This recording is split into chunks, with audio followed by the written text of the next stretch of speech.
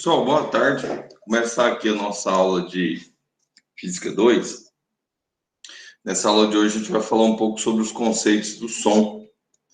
Na aula anterior falamos de ondas mecânicas, e nós temos aí dois grandes grupos, né, de ondas. A gente trabalha o conceito de ondas mecânicas. Nós temos o conceito de ondas eletromagnéticas.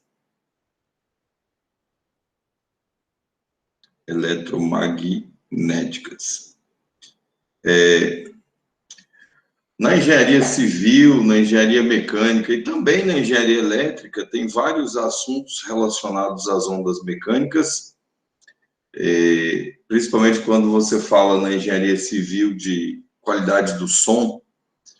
Você padroniza um ambiente no qual aquele ambiente não pode apresentar reverberação, não pode apresentar eco. Então, você acaba dimensionando o tamanho do ambiente para que esses fenômenos sejam minimizados.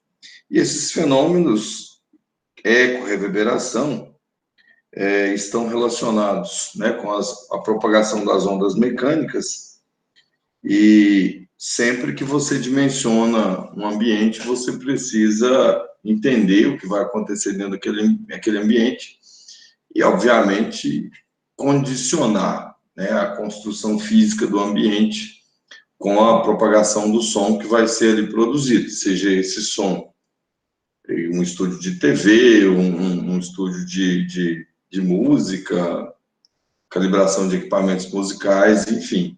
Você vai ter aí diferentes condições para estar trabalhando com conceitos relacionados à frequência, timbre, comprimento de onda, propagação do som, energia e vários outros efeitos.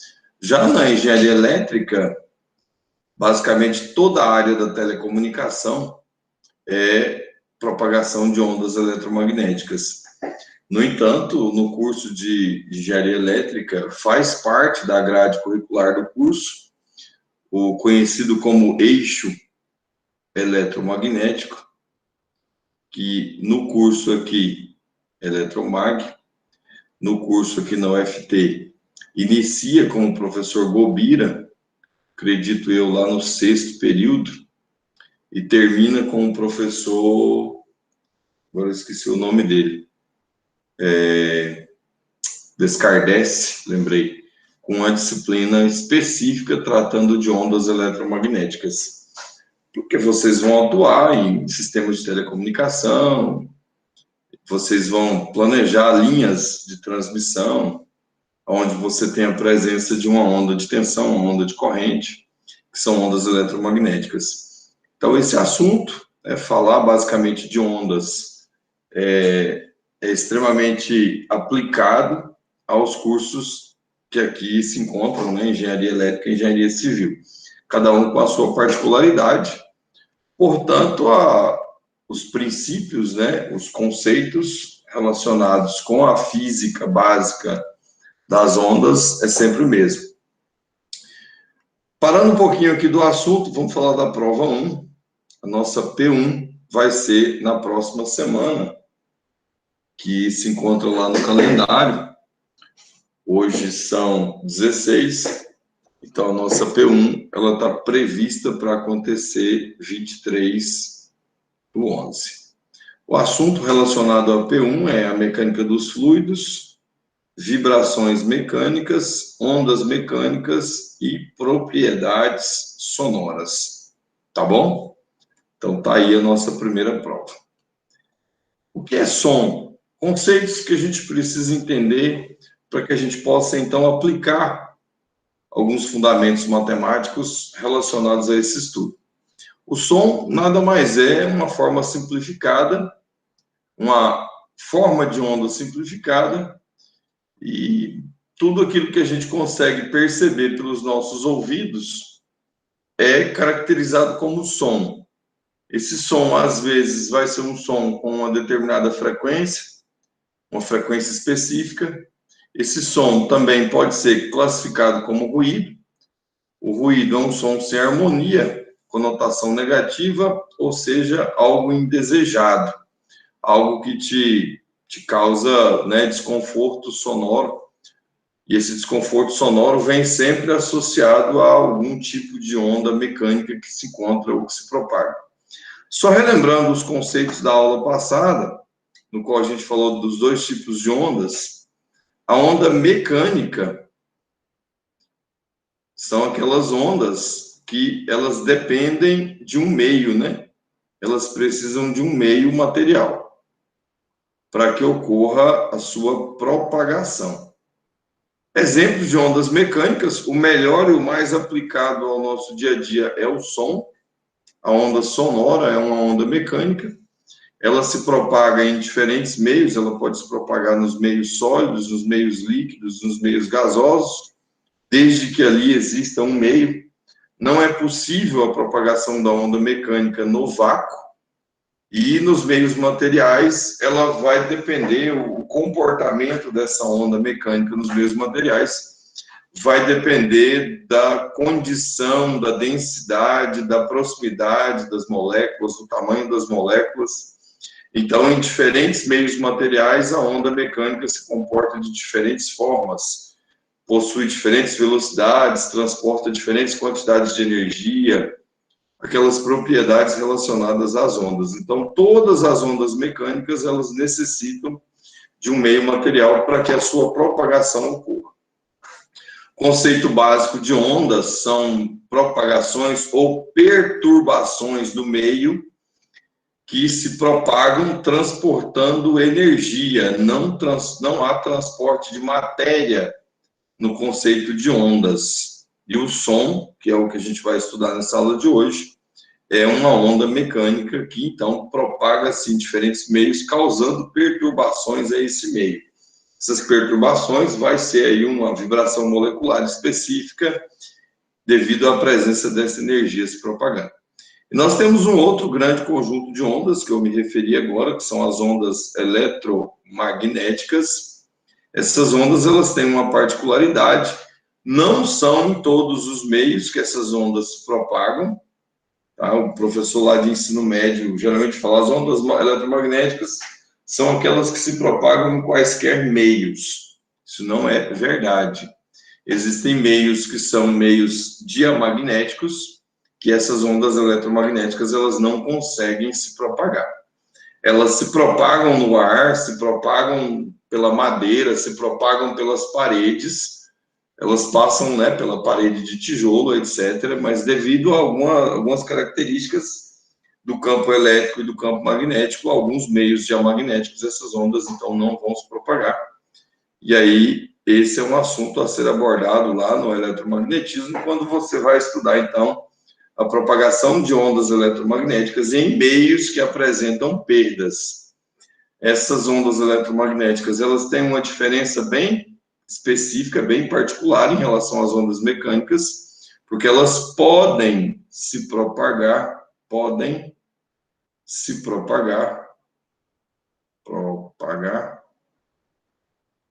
no vácuo,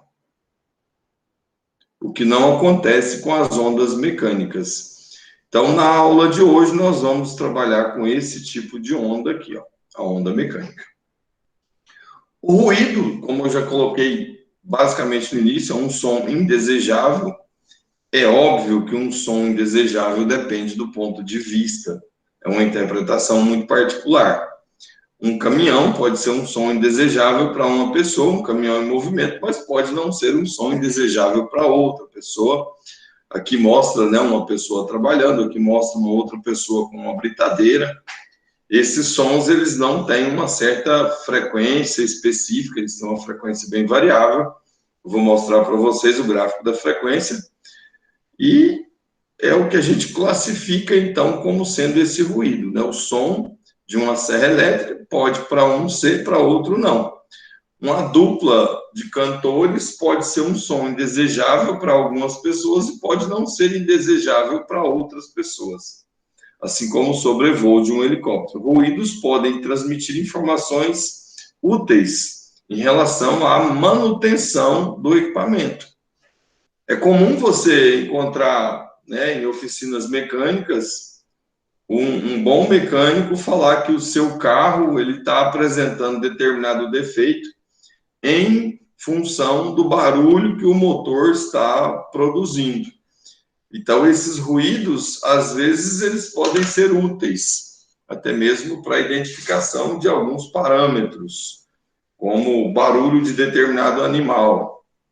Eu estava agora recentemente numa atividade de campo, a gente conversando com uma pesquisadora de ariranhas, ela estava comentando exatamente sobre a questão dos sons produzidos pelos animais. Segundo ela, as ariranhas podem produzir até 16 tipos de sons diferentes. Cada som identifica uma ocorrência com o animal. Vai ser o som de defesa de um predador, o som de alerta para os filhotes, o som de acasalamento, enfim. Tem várias possibilidades de você identificar o ruído, né, o som produzido pelo animal, em função do tipo de característica que ele apresenta naquele determinado momento. Aqui falando um pouquinho, então, novamente, né, ondas mecânicas, ondas eletromagnéticas. Bom, eu esqueci de falar do exemplo das ondas eletromagnéticas, que é a luz, e algumas direções de propagação que serão específicas para as ondas mecânicas e, em alguns casos, ondas eletromagnéticas, principalmente para antenas e meios de comunicação. Mas nós temos, de forma geral, as ondas que se propagam unidimensionais, bidimensionais e tridimensionais. Para você entender melhor o que seria isso, uma onda numa corda é classificada como uma onda unidimensional, ela tem apenas uma direção de propagação. O pulso que está aqui, em determinado instante, ele vai passar para a posição seguinte, ele vai passar para a posição seguinte, e assim sucessivamente. Não há vibração nessa direção, que seria perpendicular a essa corda, e também não há direção em uma outra linha que nós podemos definir como sendo a direção de propagação. Se a gente lembrar aqui do eixo XYZ, você tem a energia se propagando apenas em uma única direção. Você tem aqui, ó, se eu classificasse como sendo isso aqui o eixo X, esse o eixo Y e esse o eixo Z, essa onda na corda, ela vibra na direção do eixo Z. No entanto, a propagação ocorre apenas na direção do eixo Y. O que é classificado como propagação é o sentido a qual a energia está se deslocando. E por que você sabe que a energia se desloca nessa direção? Apenas a energia poderia fazer com que a massa dessa corda saísse dessa posição, que seria a posição horizontal, com a corda estática, e viesse para essa posição onde se encontra uma crista, e novamente vira uma posição que é chamada de vale. Então, a energia que faz essa vibração das moléculas da corda. E essas vibrações ocorrem nesse sentido. Então, aqui, como a gente colocou um sistema de coordenadas, seria sentido eixo Y.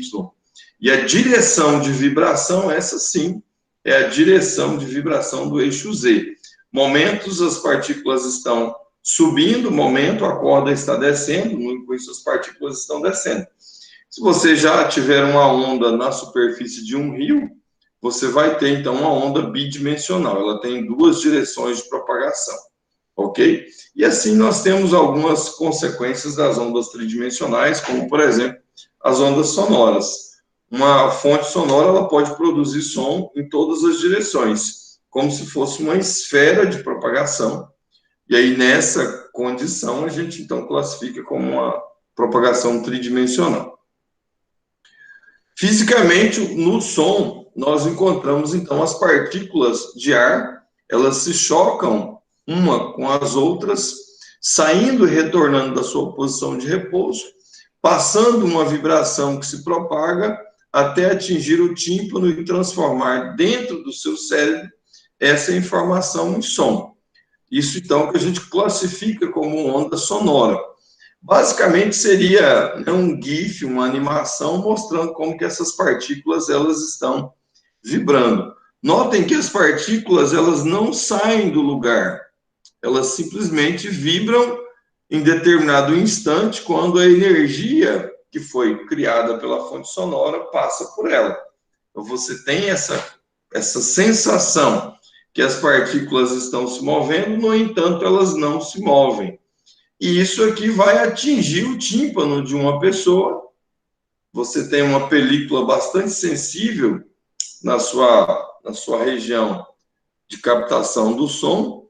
Essa película chamada tímpano, ao receber essa vibração das moléculas de ar, ela então passa a vibrar, e essa vibração do tímpano é transportada para o cérebro, né, através do martelo, e aí entra no nervo óptico e você tem a sensação de codificação daquela informação, que é o som que você percebe, o som que você ouve. Cuidado com o uso excessivo do nosso ouvido. Às vezes vocês gostam aí de ficar com um foninho de ouvido ou ficar expostos a ambientes que a intensidade sonora está muito elevada. Isso pode vir a causar problemas no seu tímpano de forma irreversível, apesar de que hoje já existe substituição do tímpano. Nós só hoje não conseguimos recuperar a audição se o problema fisiológico ocorrer no nervo auditivo.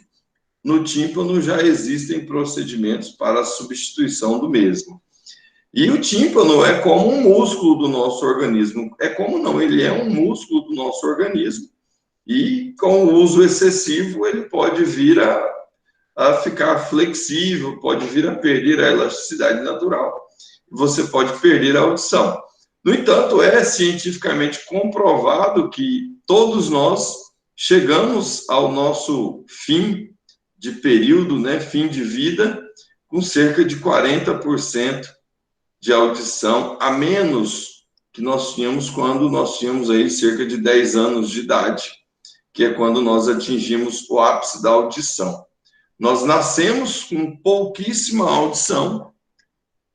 Quando nós nascemos, os nossos sentidos de olfato são muito mais aguçados, e ao longo da nossa infância, nós vamos então desenvolvendo o nosso tímpano. Ali em torno de 8 a 10 anos de idade, você atinge o ápice de audição, e depois você começa a perder essa audição. E ali, chegando em torno dos seus 75 anos, 80 anos de idade, você já perdeu cerca de 40% da sua audição. Isso em média, portanto, tenham paciência com as pessoas mais velhas, porque elas não vão ouvir como pessoas jovens. Então, precisa-se ter esse cuidado, né?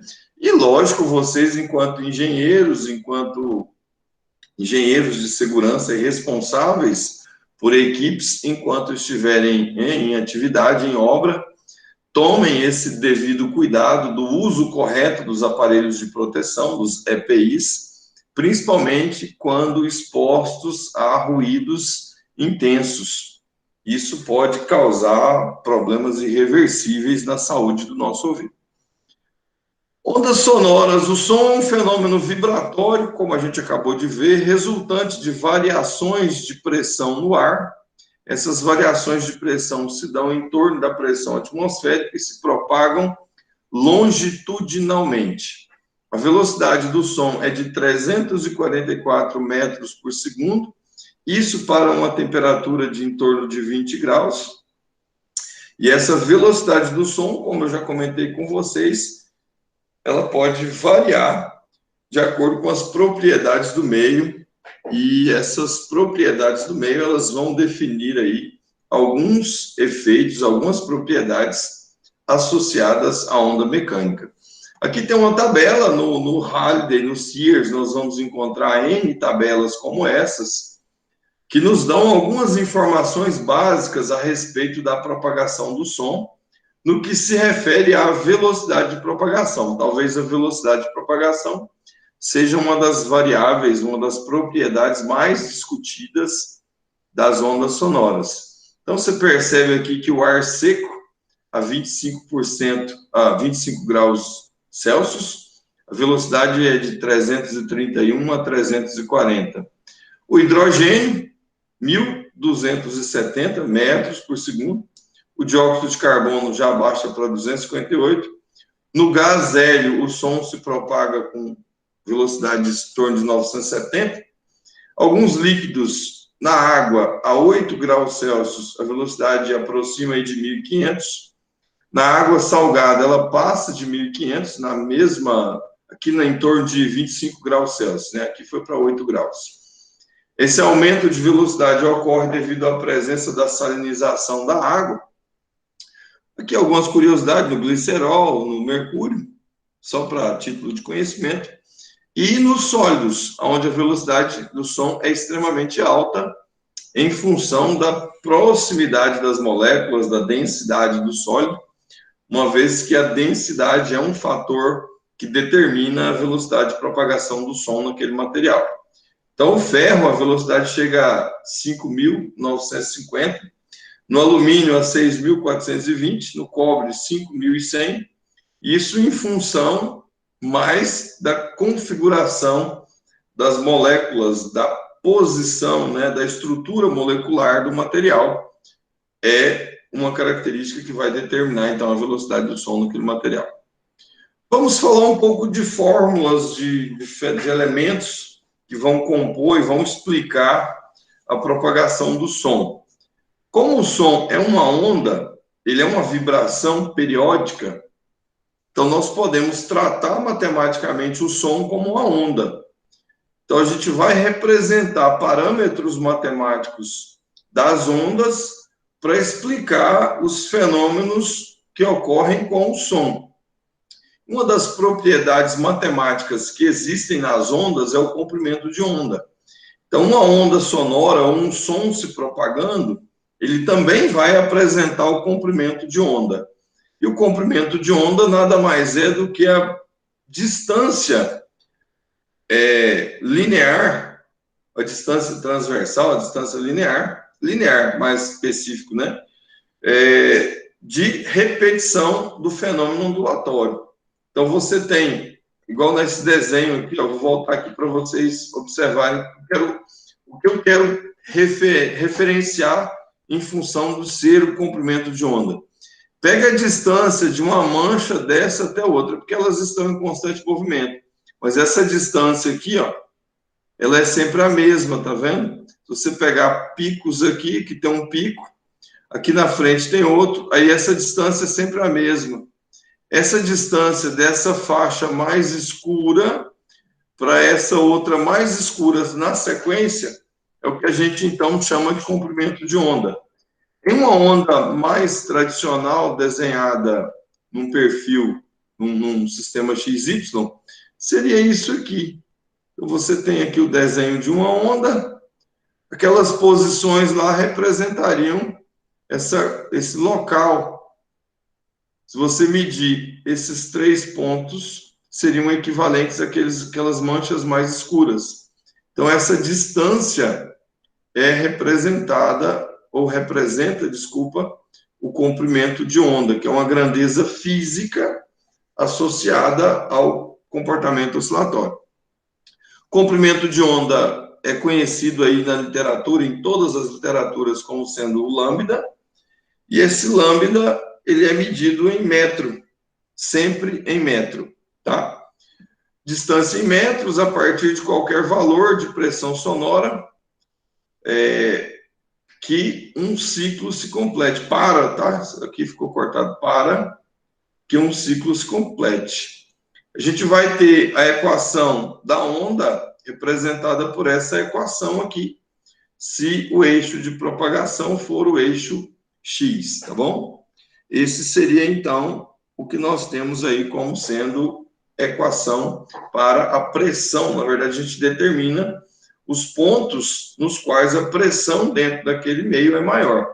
Aqui nessa equação, alguns elementos são interessantes. O A representa a amplitude, o K representa o número de onda, Esse número de onda é uma característica associada ao modelo matemático que nós utilizamos em todo ondulatório, que advém lá do movimento circular. Esse K ele é possível de ser determinado como sendo 2π sobre lambda. Ou, se você ainda preferir, você tem o K como sendo 2π vezes a frequência angular. Esse é o chamado número de ondas, que seria a quantidade de formatos ou a quantidade de comprimento de ondas que nós vamos apresentar em cada ciclo de repetição. Qualquer fenômeno capaz de causar ondas de pressão no ar é considerado uma fonte sonora. Fontes de pressão, por quê, pessoal? Porque esses pontos onde as moléculas elas se acumulam, a pressão é diferente de um outro ponto no qual as moléculas não vão se acumular, que eu classifiquei como comprimento de onda. Pode ser um corpo sólido em vibração, isso vai produzir uma variação de pressão.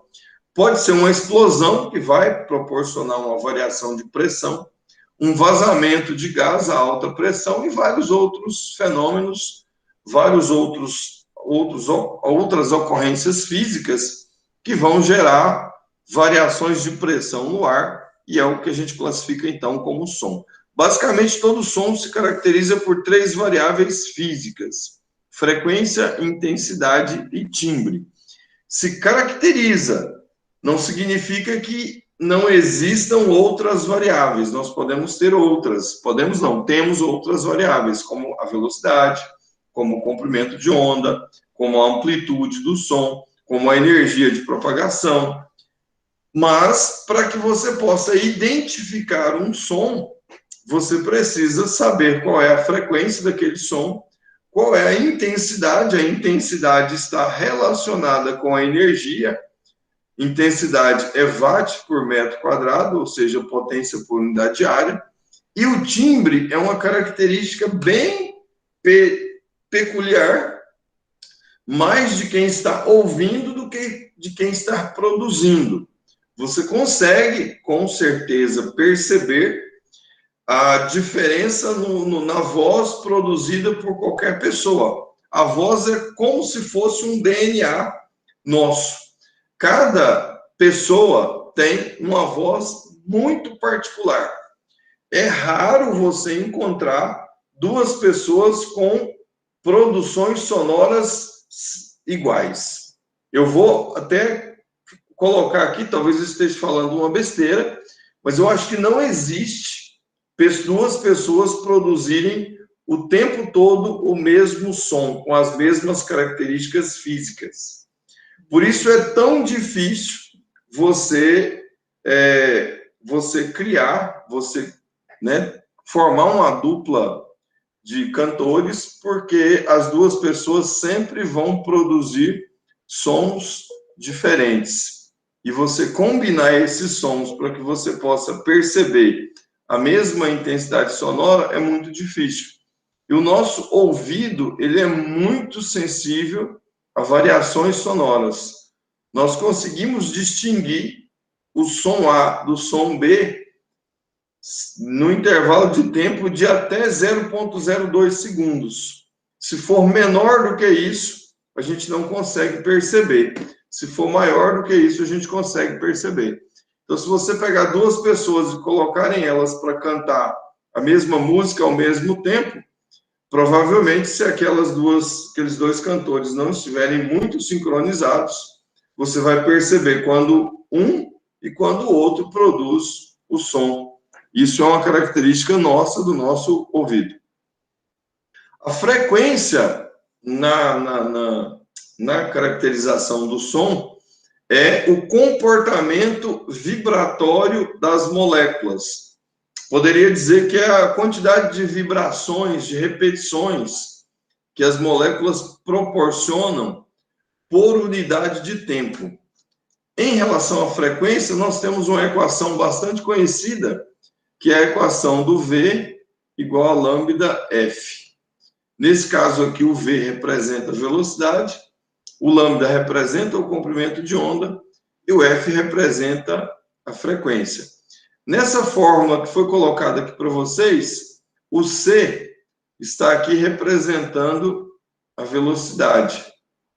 Às vezes a gente coloca a velocidade, no caso pode ser até a velocidade da luz, mas aqui seria mais aplicado aí a situações cotidianas, lambda igual a V sobre F. Se você tem a necessidade de encontrar a frequência, você pode tirar ela daqui. F é igual a V sobre o comprimento de onda. Todas essas equações, essas determinações de parâmetros das ondas sonoras, elas advêm dessa equação que é chamada equação fundamental da ondulatória. A unidade de frequência no sistema internacional é o Hertz. Então, você tem aí velocidade, que é metro por segundo, dividido por comprimento de onda, que é metro. Se a gente fizer uma análise de dimensão aqui, a gente tem metro por segundo, vezes 1 sobre metro. Então, eu simplifico, me sobra 1 por segundo. 1 por segundo, a literatura chama de Hz. Então, é Hertz. Tá? É o número de vibrações por segundo. Você pode ter frequências na escala de kHz, você pode ter frequência na escala de megahertz. Enfim, a frequência vai identificar o parâmetro, o comportamento da onda. Você tem algumas formas de ondas e frequência, mostrando aí que a frequência é um fator que determina a caracterização da onda, o tipo de onda que você tem. Então, você tem aqui uma onda com uma frequência específica, uma onda com uma frequência um pouco menor, uma onda com frequências distintas. Você tem uma frequência específica para esse pulso e você tem uma frequência específica para esse pulso. Tudo isso em função do comprimento ou da pressão envolvida no sistema. Aqui alguns típicos sinais de sons e ruídos, onde você pode perceber aí a diferença no comportamento da frequência em função do tempo ou em função do comprimento. Aqui você tem comprimento em função da frequência e aqui você tem a pressão em função do tempo, mostrando o comportamento da frequência. Aqui um sistema de engrenagens, olha como que o barulho ele sai específico, mas mantém uma frequência basicamente constante, com picos mostrando aí a caracterização da onda. Que você tem um temporal, os pingos de água acertando aí o guarda-chuva e dando um comportamento todo, né, estranho para aquele som produzido. Notem que isso aqui é totalmente um ruído, até mesmo no gráfico do comprimento em função da frequência, você não tem um padrão constante. Aqui já é uma martelada, então você tem um pulso, e aqui você tem o comportamento da frequência em função do comprimento. E aí dá para a gente, então, caracterizar vários fenômenos. Um bastante interessante, que é muito cobrado em provas de concurso, Enem, provas de vestibular, é o ecocardiograma. Quando você faz um exame do coração, você tem, na verdade, o comportamento das suas batidas cardíacas, né, das suas pulsações cardíacas, representado pelo gráfico da frequência. Esse gráfico ele tem que ter um padrão, ele tem que ser muito parecido com isso aqui, ó. Então, se de repente o seu coração não tem esses picos, e aqui apresentou novamente os picos, então você teve um problema cardíaco, uma anomalia cardíaca naquele instante, naquele determinado ponto, o seu coração não se comportou como nos demais pontos. E isso vai aí fazer com que o médico consiga interpretar aquela irregularidade no gráfico da frequência e associar aquela irregularidade com algum problema cardíaco. Certo?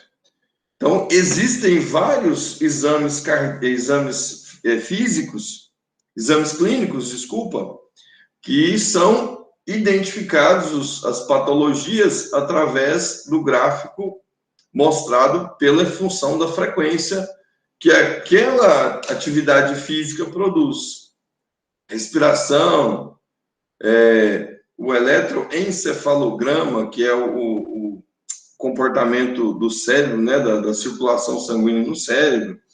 Enfim, tem vários exames clínicos que são diagnosticados a partir do gráfico da frequência. Aspectos de frequência do nosso ouvido. O nosso ouvido, ele não é um dos melhores que existem na natureza. De todos os animais conhecidos, nós temos aí alguns que são muito mais eficientes que nós em relação à audição. Destaco aqui os golfinhos, os cachorros, né, os cães, de forma geral. Os morcegos também são animais que têm uma capacidade auditiva muito, mas muito melhor do que a nossa. Os cães, então, nem se fala. Os cães conseguem captar sons na escala do infrassom. Interessante que eles não conseguem suportar sons na escala de ultrassons. A questão de percepção sonora, de poder perceber o barulho ou perceber o som ou o ruído, está relacionado com a frequência. Às vezes um ruído, um som que possui uma frequência muito elevada, você não vai conseguir perceber aquele som, em função da limitação de vibração do nosso tímpano. E isso também acontece com sons com frequências muito baixas. E aí nós estabelecemos o nosso limite audível. Nós só conseguimos ouvir ou perceber sons que estão nessa faixa aqui, ó, de 20 a 20 mil Hz. Isso é uma média. Às vezes você pode perceber alguma coisa abaixo, alguma coisa acima. Isso depende muito da sua idade também, do estado de conservação do nosso tímpano, mas nós temos em média essa faixa audível de 20 a 20 mil Hz, independentemente do tipo de timbre que aqui ocorra ou do tipo de velocidade de propagação do som. A nossa audibilidade está relacionada com a frequência de vibração das moléculas em função da variação de pressão provocada. Aqui existem algumas curvas que padronizam o comportamento do som em relação à nossa possibilidade de ouvir esse som. Vocês têm aqui uma escala, no final da apresentação eu vou falar um pouco sobre essa escala, que é a escala decibel. É a escala que é mais utilizada para a identificação de sons e ruídos em função da intensidade sonora que você está recebendo naquele momento.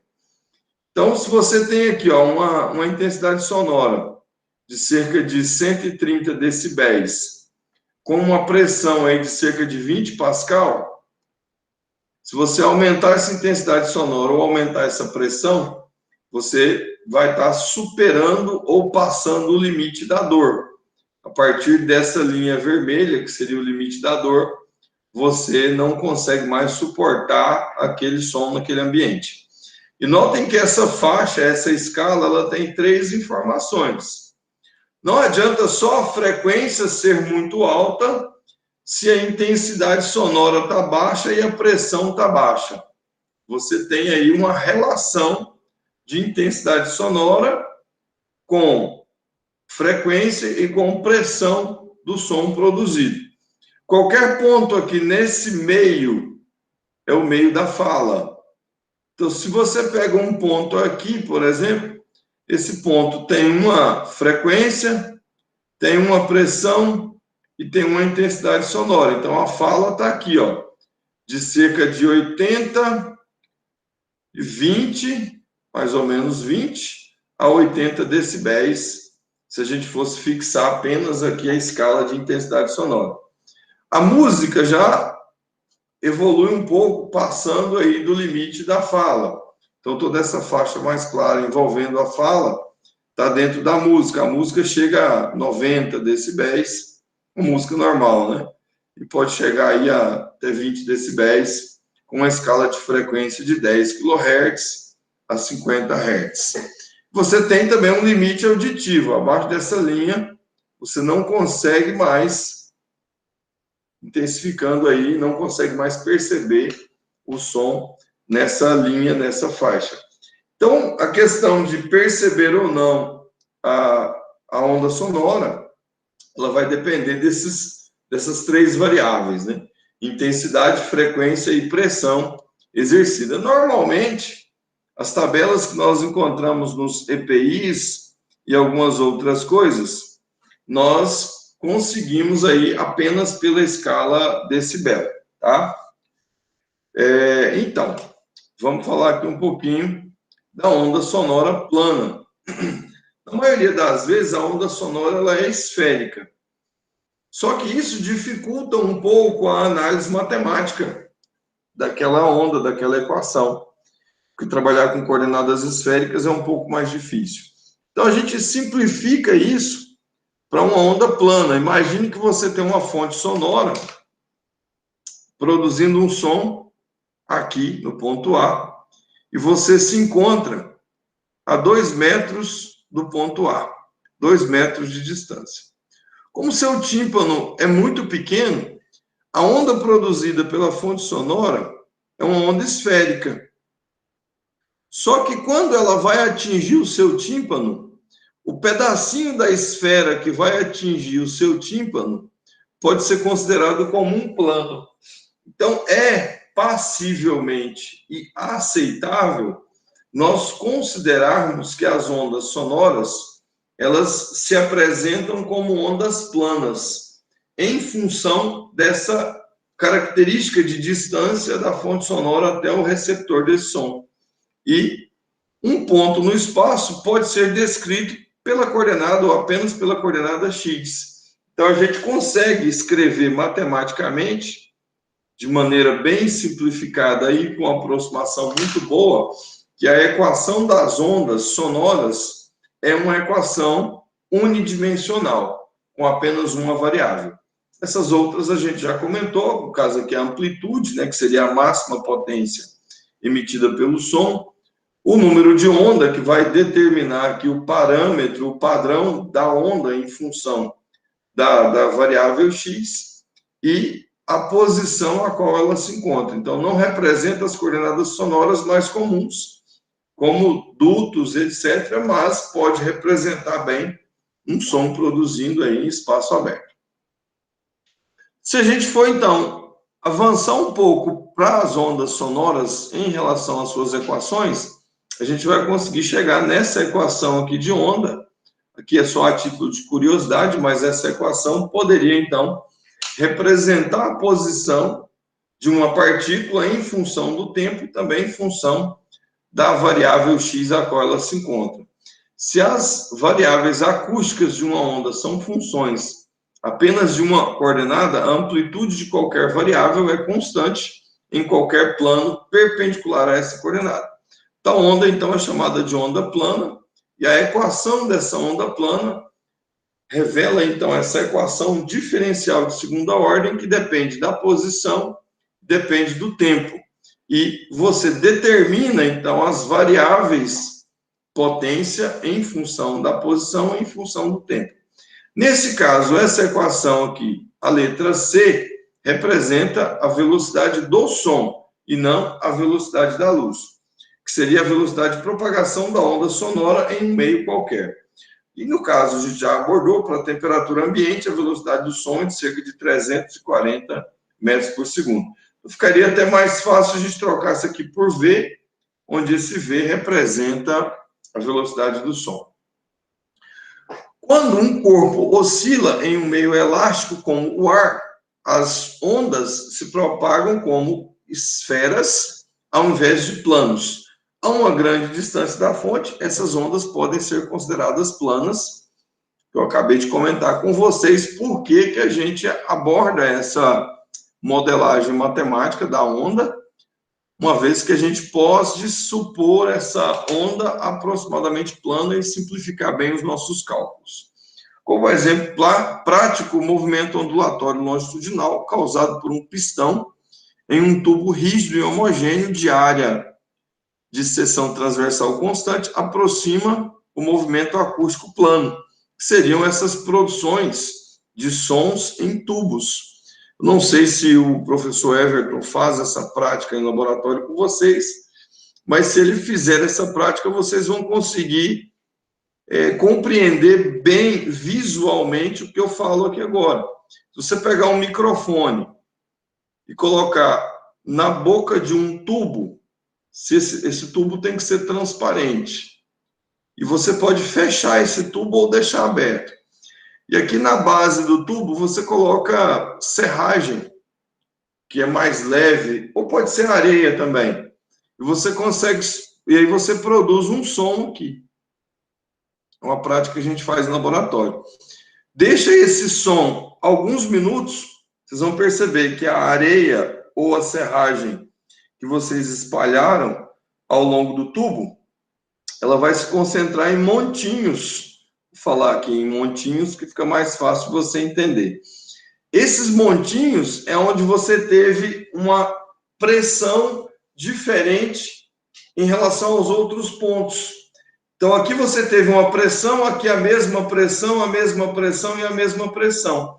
Isso faz com que os grãos de areia se desloquem para esse ponto. E nesses pontos são as cristas, como se eu tivesse uma onda assim, ó. Aqui fosse um vale, aqui uma crista, aqui um vale, aqui uma crista, aqui um vale, aqui uma crista, aqui um vale, aqui uma crista. E aí você tem o formato da onda produzida por esse som. É desse estudo, desse experimento, que nós conseguimos, então, escrever esse comportamento do som a partir de uma equação Px igual a cosseno de Kx. Cosseno porque isso aqui é uma onda cossenoidal, é uma função cossenoidal. A solução harmônica daquela equação de onda é essa equação que eu estou colocando aqui para vocês, uma equação que apresenta exponenciais. Essas exponenciais, pela relação de Euler, elas então viram funções cossenoidais. A gente pode transformar essa exponencial aqui num seno e num cosseno, tá? Então, a gente vai ter essa equação como sendo a equação de onda, no qual esse W que aparece aqui nessa solução dessa equação é chamada frequência angular, que é o 2πf. K é o número de onda, que é 2π sobre lambda, e K e ômega são relacionados pela expressão ômega sobre C. Ou você pode escrever também que a velocidade de propagação é ômega sobre o número de onda. É mais comum você usar essa expressão do que isolando aqui o próprio número de onda. Lembrando que C representa a velocidade de propagação do som. A velocidade de propagação do som em um fluido também pode ser calculado. A gente não vai utilizar aqui a equação diferencial, só vou colocar a fórmula que vocês vão precisar, caso apareça alguma situação que vocês tenham a necessidade de calcular. Mas a velocidade do som nos fluidos é calculada a partir dessa expressão matemática aqui, onde P representa uma relação de pressão e o gama é a razão do calor específico do ar à pressão constante, ou a razão do calor específico do ar à pressão constante pelo calor específico do ar a volume constante. É o coeficiente calorífico, é o Cp sobre o CV. Esse Cp e esse CV são tabelados para o ar e são tabelados para diferentes gases. O R que aparece aqui nessa fórmula é o 8,314 Joule por mol Kelvin. É a constante universal dos gases. E aqui é a transformação da temperatura para a temperatura em graus Celsius. Esse T representa a temperatura em graus Celsius, tá bom? No caso, aí você consegue determinar esse valor específico para a velocidade do som em um fluido. T é a temperatura em graus Celsius, gama é a razão do calor específico do ar a pressão constante pelo calor específico do ar a volume constante, E dentro de um intervalo de tempo razoável de temperatura, a velocidade do som no ar pode ser dada por 331 mais 0,6 T. Isso é, assim, uma aproximação que é feita quando você tem pequenas variações de temperatura. A temperatura está em torno de 45 graus Celsius. Se você substituir nessa fórmula, você consegue chegar aproximadamente em qual vai ser o valor da velocidade do som naquele fluido. Isso é uma conta bem aproximada e bem aceita também pela literatura e pelos livros. Essas duas fórmulas, elas estão tanto no livro do Sears quanto no livro do Halley. A equação geral da onda, em função dos termos, é dada em função aí do Laplaciano, que são as derivadas segundas da função P. A gente não vai abordar um pouco esse assunto, essa equação de onda, nem a equação de onda anterior. Para a gente falar um pouco mais sobre esse assunto, vocês precisam de uma disciplina chamada C4. Lá no cálculo 4, vocês vão, então, aprender a resolver equações diferenciais de segunda ordem, inclusive aprender a solução do Laplaciano. Mas não custa nada a gente comentar que essas funções de onda, todas elas são, então, regidas por equações diferenciais de segunda ordem, uma vez que você tem variações em 2 ou 3 dimensões. A equação geral da onda é obtida de forma similar à equação da onda plana, tal que d2p dt2 é igual a c2 ao quadrado mais vezes o Laplaciano da potência, onde esse p, essa potência sonora, é uma função que depende de x, y e t. O Laplaciano pode ser representado em coordenadas cartesianas, cilíndricas ou esféricas. Só um comentário que a gente ainda vai abordar sobre esse assunto, não especificamente falando de ondas planas e nem equação geral de onda, mas o Laplaciano é uma função estudada lá no C4. Tomando água aqui. Então, vamos falar um pouco da propagação de ondas esféricas, calcular a intensidade produzida pelo som. A propagação mais representativa do som, que nós ouvimos todos os dias, é através de ondas esféricas. Como eu disse, qualquer fonte sonora irá produzir um som esférico. Ele vai se propagar em todas as direções. O modelo de geração de ondas esféricas é uma esfera que pulsa em uma frequência conhecida como 2π vezes f, chamada frequência angular. Essa equação aqui. Outra característica é que a onda esférica diminui com o aumento da distância em relação à fonte. Ou seja, a amplitude é inversamente proporcional ao raio. É o que acontece quando você produz um som. Você está falando, se uma pessoa está a 1 metro de distância de você, ela vai perceber uma intensidade sonora produzida por você. Se essa pessoa passa uma distância de 5 metros, a intensidade é a mesma. A potência transmitida vai diminuir, ou seja, a energia que o seu tímpano recebeu diminui. Se essa pessoa sai de 5 e vai para 15 metros, talvez ela nem consiga mais perceber o som que você está produzindo, porque a potência diminuiu à medida que você foi se afastando. É isso que a gente está tentando representar aqui nessa onda. A amplitude, a energia, lembra lá da aula passada, a energia das ondas mecânicas está diretamente associada com a amplitude da onda. Notem que a amplitude da onda ela cai à medida que o raio da esfera aumenta.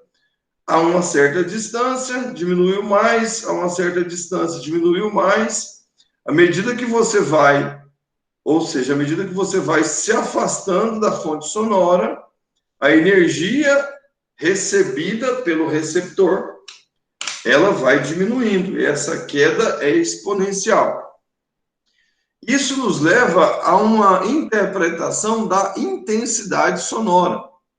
Intensidade sonora é a quantidade média de energia na unidade de tempo, ou seja, à medida que o tempo passa, que atravessa uma área unitária perpendicular à direção de propagação da onda. Imagine, o seu tímpano é uma área que está perpendicular à direção de propagação da onda.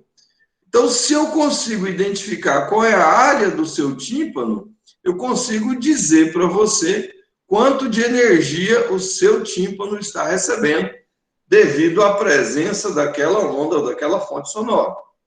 Intensidade sonora nada mais é do que A sobre R ao quadrado dividido por 2ρ vezes C.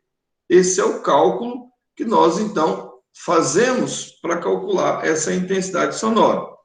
Esse C que aparece aqui é a velocidade do som. E o ρ é a densidade ou a massa específica do meio que está ocorrendo a propagação. Essa intensidade ela é medida em watt por metro quadrado. Em termos de valor eficaz, o que é o valor eficaz? É o RMS, é o valor médio da pressão sonora. Nós podemos reescrever essa área, esse A por R ao quadrado, por uma potência média eficaz.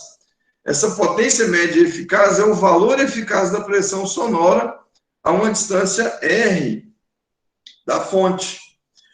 Isso também, essa potência média, esse valor eficaz, é também medido em watt por metro quadrado.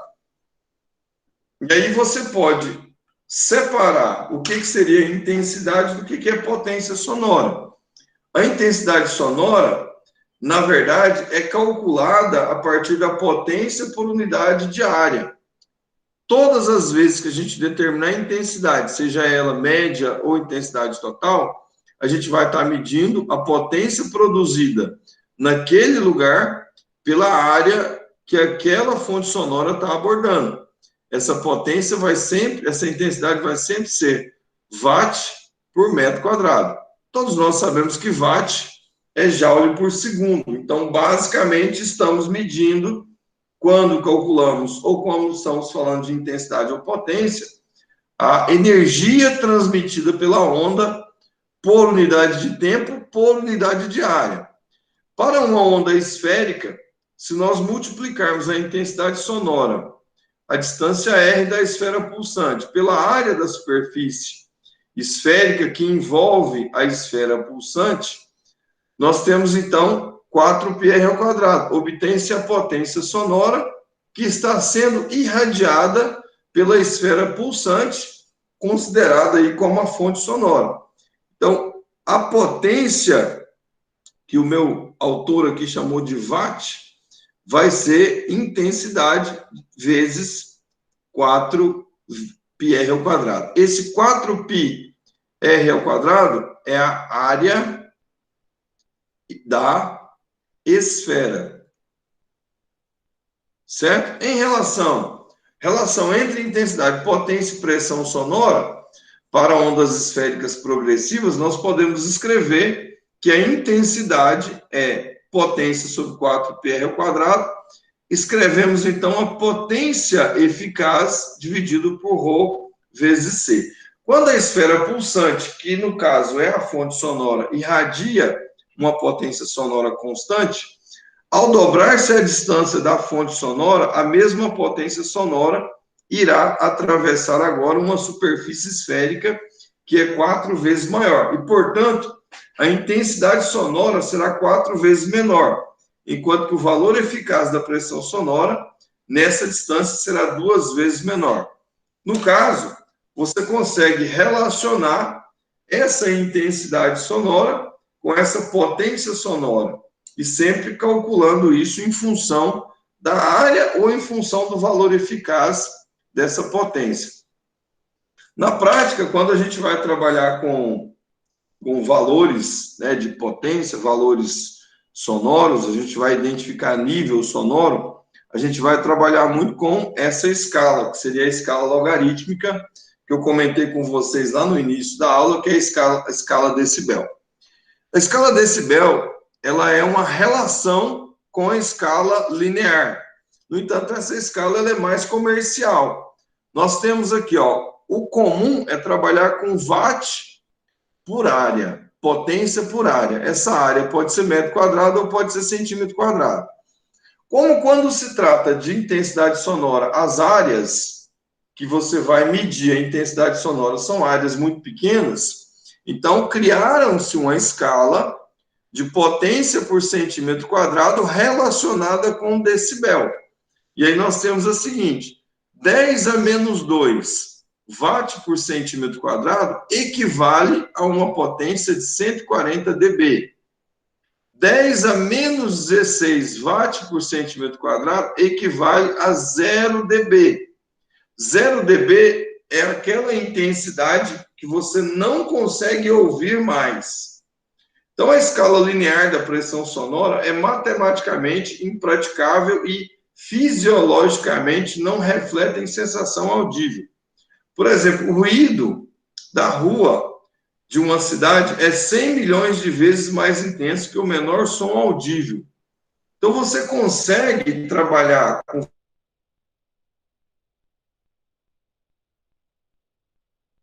na escala decibel, ok? Essa escala decibel é aplicada comercialmente. Se você vai comprar, por exemplo, como é que é o nome do aparelho? Decibelímetro, perdão.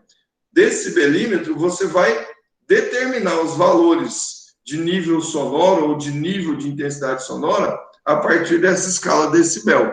Qualquer outro cálculo que você for fazer utilizando as equações, os modelos matemáticos já descritos na literatura, você tem que transformar a escala decibel na escala linear e depois aplicar esses valores nas equações que eu apresentei para vocês.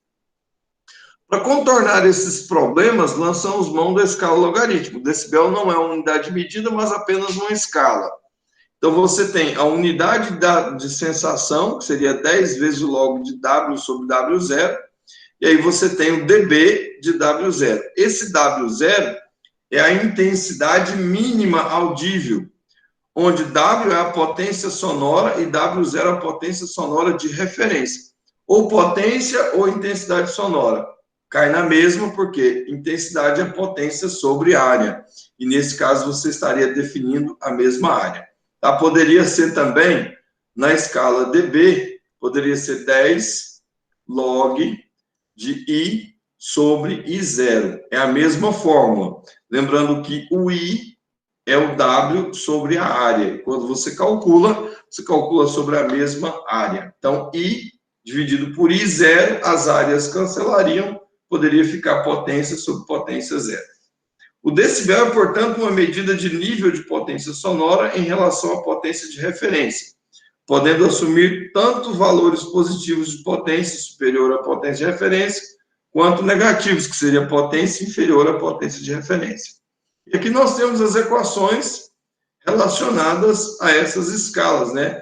Adição de nível sonoro, quando você incrementa um nível sonoro sobre o outro, você tem aí essa relação matemática a ser aplicada, que pode ser transformada, né, pelas relações que nós temos de logaritmo, nessa expressão, onde NI é o nível sonoro dado, ou nível sonoro especificado. Se você tiver nível 1, nível 2, nível 3, qual é a intensidade sonora que você está percebendo.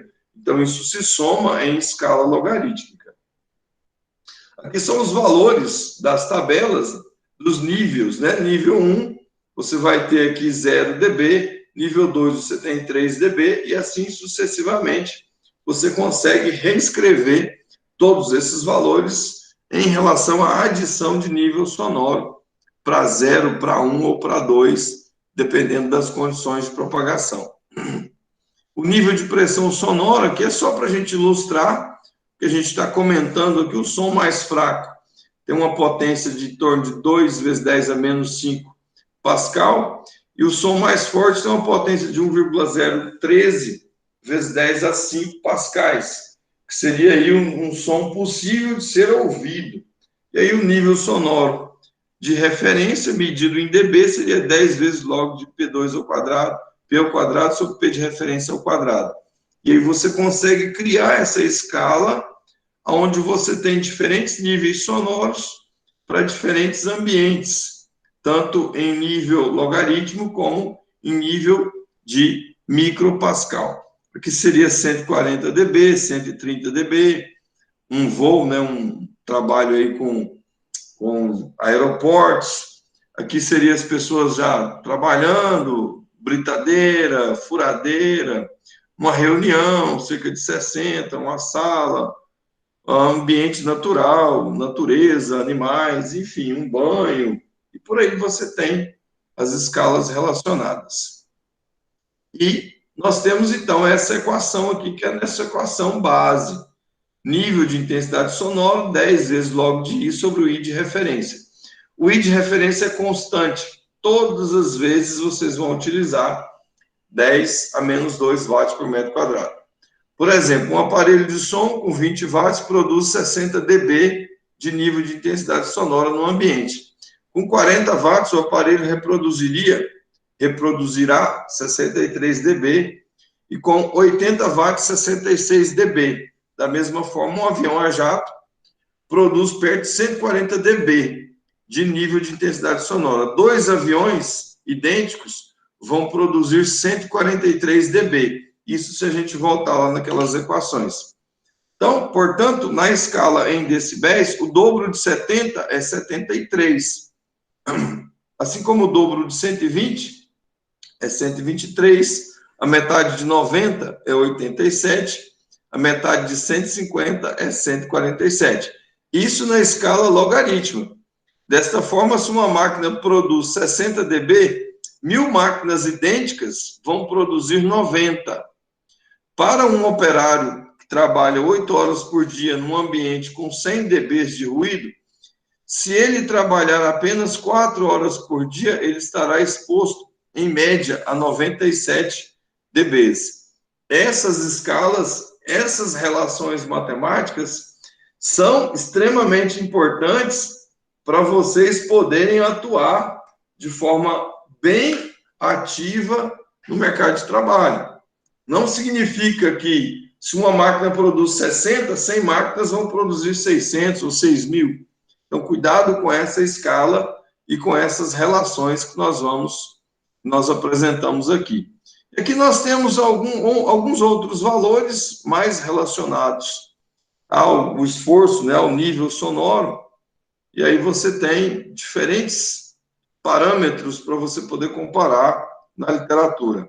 E o nível de potência sonora também determina os valores dos níveis de intensidade sonora. Tá, o watt pode ser, o N, o nível de intensidade ou o nível de potência vão identificar valores correspondentes à sensação de audição que você tem em um determinado ambiente. Esse assunto aqui eu ia comentar com vocês, mas eu acho que nós já estamos aí com 1h e 10 minutos de reunião, passa a ser muito cansativo, e também isso aqui não está relacionado aos exercícios que eu ia colocar lá, que eu coloquei para vocês. Isso aqui era só para mostrar para vocês que o som, ele se comporta bem parecido com a luz. E alguns fenômenos mais de curiosidade, mas como eu acabei enrolando um pouquinho, eu vou deixar esse assunto aí só a título de curiosidade. Se vocês quiserem dar uma olhada, fazer alguma leitura, todos esses comentários que são feitos nos slides estão feitos no livro, tá? Qualquer dúvida, vocês podem entrar em contato. Pessoal, aqui estão os exercícios do capítulo 16, tá? Que são os exercícios relacionados a ondas sonoras, a produção de ondas sonoras, essas equações que a gente trabalhou aí. Durante a semana eu fico à disposição de vocês, qualquer dúvida vocês podem entrar em contato. A nossa prova vai ser dia 23/11 e vai ser igual a prova de fenômenos, né? Que vocês têm que entregar até quarta-feira às 8 horas.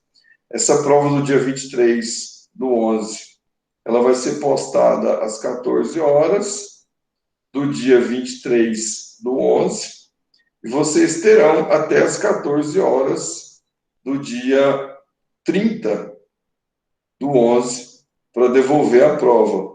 Então, aqui seria devolução.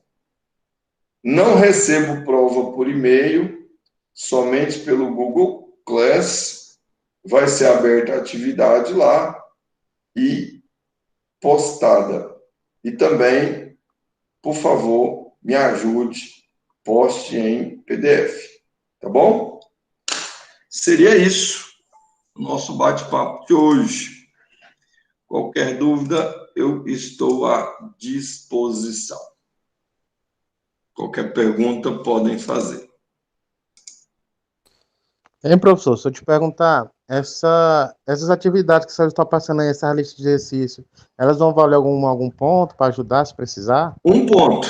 A prova vale 9, as atividades valem 1 ponto.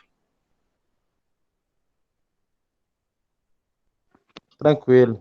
Beleza?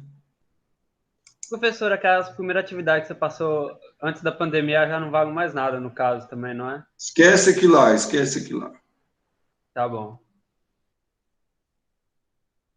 Professor, se em algum exercício pedir, por exemplo, a gravidade e ele não especificar, eu posso usar a gravidade como 10? Pode. Tranquilo. Ah, beleza.